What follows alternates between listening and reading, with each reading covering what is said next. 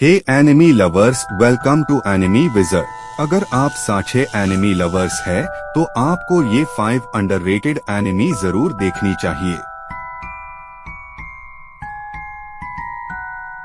Let's roll the video. हमारी list में first enemy है सैमुराई चैंपलू।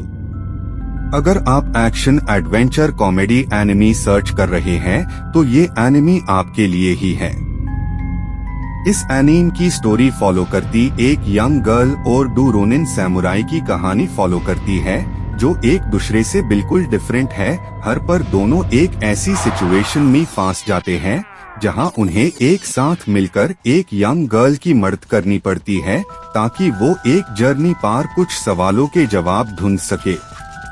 अब इस जर्नी में किया एडवेंचर या मुसीबत सामने आएगी और तीनों कैसे इसका सामना करेंगे एक साथ, जो बहुत एक्शन पैक्ड और कॉमेडी भरी रहती है। क्या ये इस जर्नी को पूरा भी कर पाते हैं?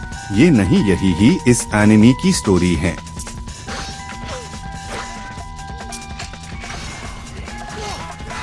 नेक्स्ट एनिमी है डोरोरो, जो एक फैंटेसी एक्शन एडवेंचर को फॉलो करता है। डोरोरो सेंगोकू काल के दौरान हयाकिमारू नामक रोनिन और डोरोरो नामक युवा अनाथ चोर के इर्द गिर्द घूमती है। रोनिन का जन्म विकृत, अंगहीन और चेहरे की विशेषताओं या आंतरिक अंगों के बिना हुआ था। यह उनके जन्मदाता पिता डेमियो कागेमित्सु दाइगो द्वारा 48 मुहरबंद राक्षसों के साथ एक समझौता करने का परिणाम था ताकि वह भूमि पर शासन कर सकें और इसकी संपत्ति और समृद्धि बढ़ा सकें। बदले में उसने राक्षसों को उनसे कुछ भी देने का वादा किया जो वे चाहते थे।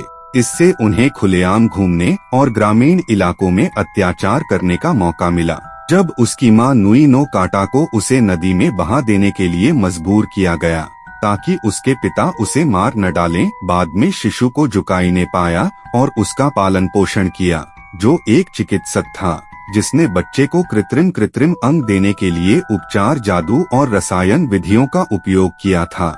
नेक्स्ट एनिमी है डोरो, जो एक फैंटेसी एक्शन डार्क कॉमेडी है।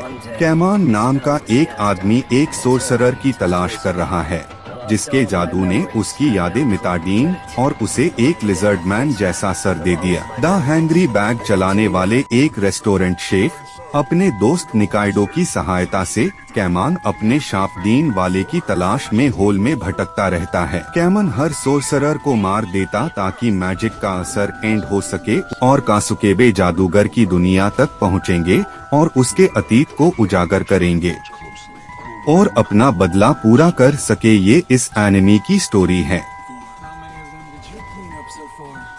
नेक्स्ट एनिमी है वेलकम टू दी NHK। मुख्य नायक तात्सुहिरो सातो है जो एक विश्वविद्यालय ड्रॉप आउट है जो बेरोजगारी के चौथे वर्ष में प्रवेश कर रहा है।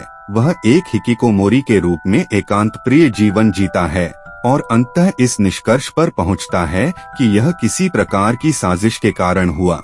एक दिन जब उसका जीवन पूरी तरह से अपरिवर्तित लगता है, उसकी मुलाकात एक रहस्यमय लड़की मिसाकी नकाहारा से होती है जो तात्सुहिरो को उसके हिकिकोमोरी तरीकों से ठीक करने में सक्षम होने का दावा करती है या मनोविश्लेषण से संबंधित होते हैं।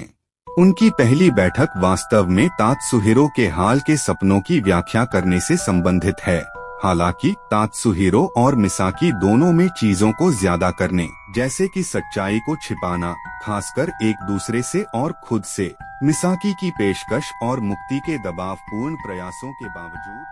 लास्ट एनिमी है मुशीशी। कहानी में मुशी नामक सर्वव्यापी प्राणियों को दिखाया गया है जो अक्सर अलौकिक शक्तियों का प्रदर्शन करते हैं। यह निहित है कि जानवरों, पौधों, कवक और बैक्टीरिया जैसे सामान्य जीवित चीजों की तुलना में कई अधिक आदिम जीवन रूप हैं और मुशी सभी में सबसे आदिम है। अपनी ईथर प्रकृति के कारण अधिकांश मनुष्य मुशी को समझने में असमर्थ हैं और उनके अस्तित्व से बेखबर हैं। लेकिन कुछ ऐसे भी हैं जिनके पास मुशी को देखने और उसके साथ बातचीत करने की क्षमता है, जिनको एक हरी आंख वाला व्यक्ति है जो न केवल विभिन्न प्रकार की मुशी देख सकता है बल्कि उन्हें आकर्षित भी करता है। इस क्षमता के कारण वह लगातार भटकता रहता है। उन्होंने इस बात पर जोर दिया कि मुशी बुरे नहीं हैं, बल्कि बाकी सभी की तरह जीवित रहने की कोशिश कर रहे हैं। इलाज करके कहानी को आगे बढ़ाने के लिए एक उत्प्रेरक के रूप में उन पर भरोसा करती हैं।